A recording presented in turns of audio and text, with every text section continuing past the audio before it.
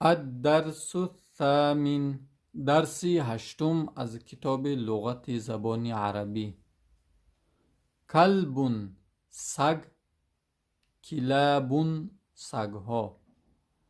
دیکن خروس، دیکتون خروسها. دجاجتون مرغ، دجاجاتون با الف تا مرغها. الف تا برای جمع زنانه استفاده برده می شود. مکتبتون کتابخانه، مکاتب کتابخانه ها.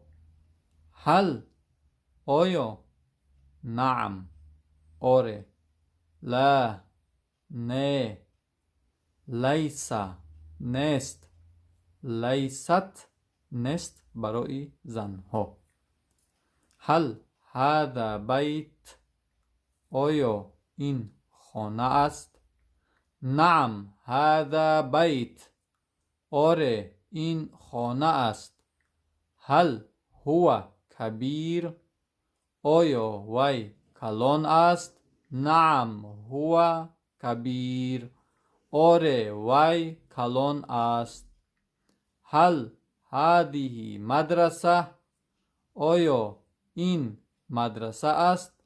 لا نه، هذه لیست بمدرسه، نیست این مدرسه. هذه مکتبه، این کتابخانه است.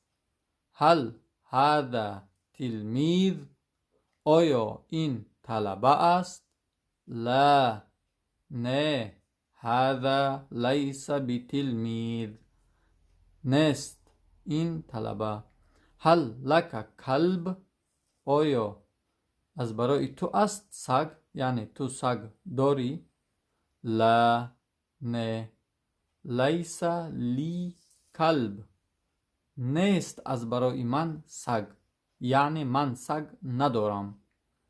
لمن ذاک الدیک، از برای کیست این خروس؟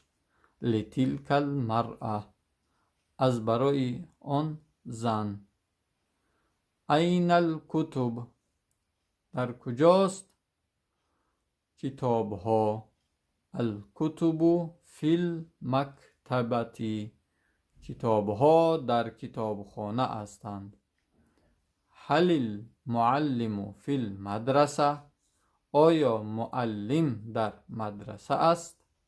لا نه، هو لیس فی المدرسه، وی معلم نیست در مدرسه. فی المکتبة کتب عربیت و جرائد روسیه، در کتابخانه کتاب‌های عربی است و گازیته ها و ژورنال های روسی.